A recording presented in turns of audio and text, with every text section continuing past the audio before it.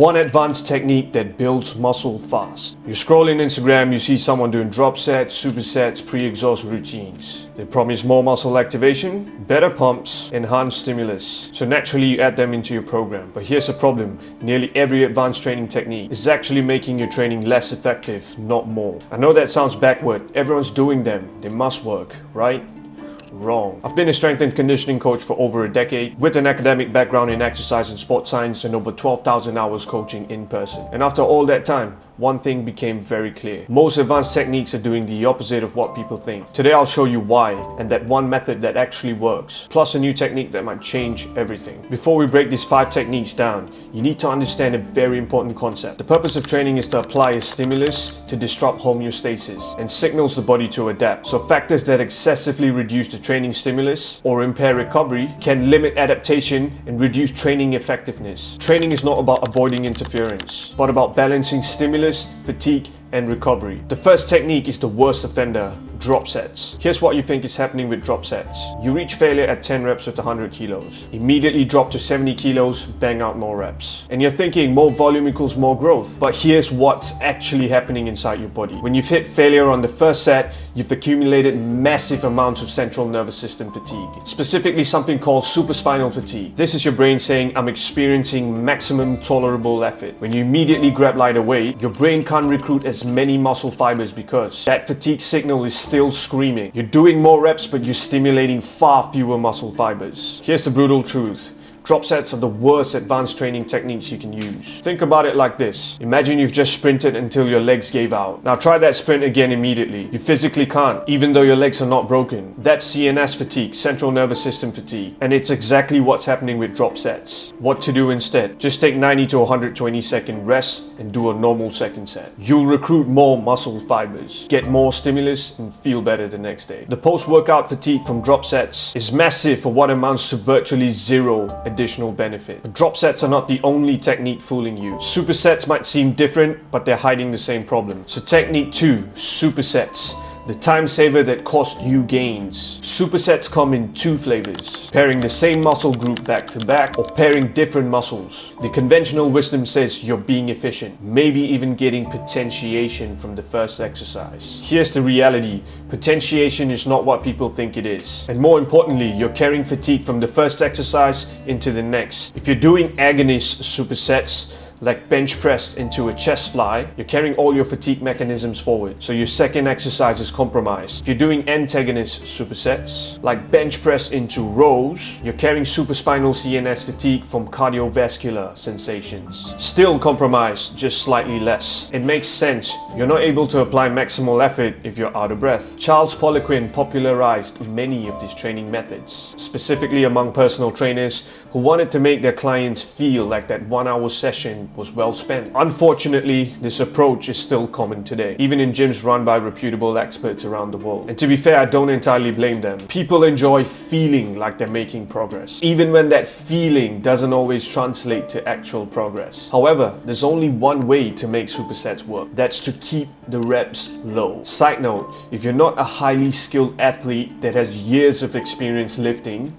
this can be dangerous. So picture this, you're doing 2 heavy reps of overhead press, then 2 heavy weighted pull-ups, then rest 30 seconds between each pairing. See, with 2 reps at heavy weight, you're barely accumulating any fatigue. The metabolic buildup is minimal, the cardiovascular demand is low. This actually works. But once you start doing sets of 8, 10, 12 in a superset, you just turn an efficient session into a handicap one. But for most people, just rest completely between each exercise. You're not saving as much time as you think, and you're definitely compromising stimulus. Now you might be thinking, what about pre-exhaustion? I've heard that fixes muscle activation issues, which leads me to the third technique.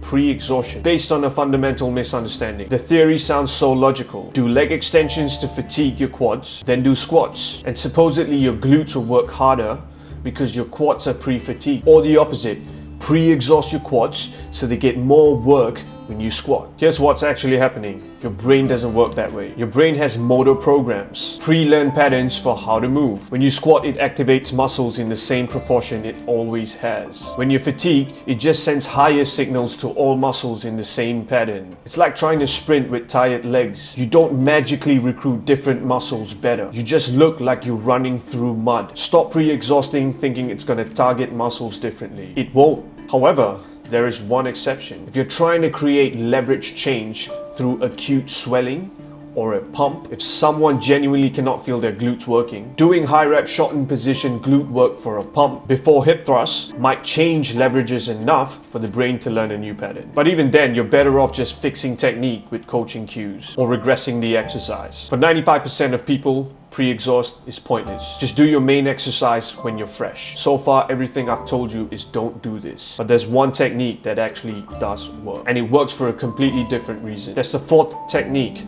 Cluster sets. The one method that actually enhances training. Here's what makes clusters different. Every other advanced technique removes rest. Clusters add rest. And that's exactly why they work. The concept is simple. Take a 5 rep max weight. Do 1 rep. Rest 30 to 40 seconds. Do another rep. Rest 30 to 40 seconds. And repeat for a total of 10 reps. Why does this work? Because at a 5 rep max load, every single rep recruits maximum motor units. And by resting between each rep, you're allowing CNS fatigue to completely dissipate. You're not accumulating metabolites. You're not building up calcium ion dysfunction. You're getting 10 maximal stimulating reps instead of 5. So here's how to actually use clusters. Option 1, maximum stimulus. Take your 5 rep max, do 10 singles with 30 to 40 second rest. You've just doubled your stimulating reps without doubling your fatigue. This is perfect for targeting lagging muscles or movement patterns. Option 2, fatigue management. You're doing squats or deadlifts, but they wreck you for the rest of your session. Use your 5 rep max weight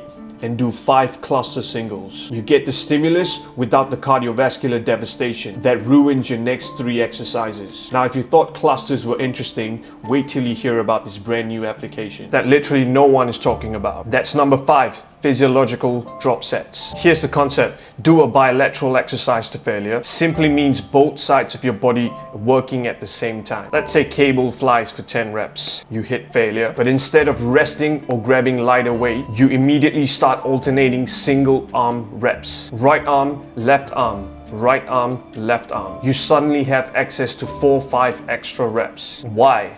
Because when you remove one limb from working, you reduce the effort perception signal your brain is receiving. That freed up effort capacity gets immediately allocated to higher motor unit recruitment in the working limb. It's like motivational boost, but physiological. Plus, you're adding a cluster effect. While your right arm works, your left arm rests. This only works on specific equipment. Cable flies, independent handles, cable lateral raises, leg press machines with independent foot plates, knee extensions with dwell pads, cable curls, and cable rows. Here's the protocol.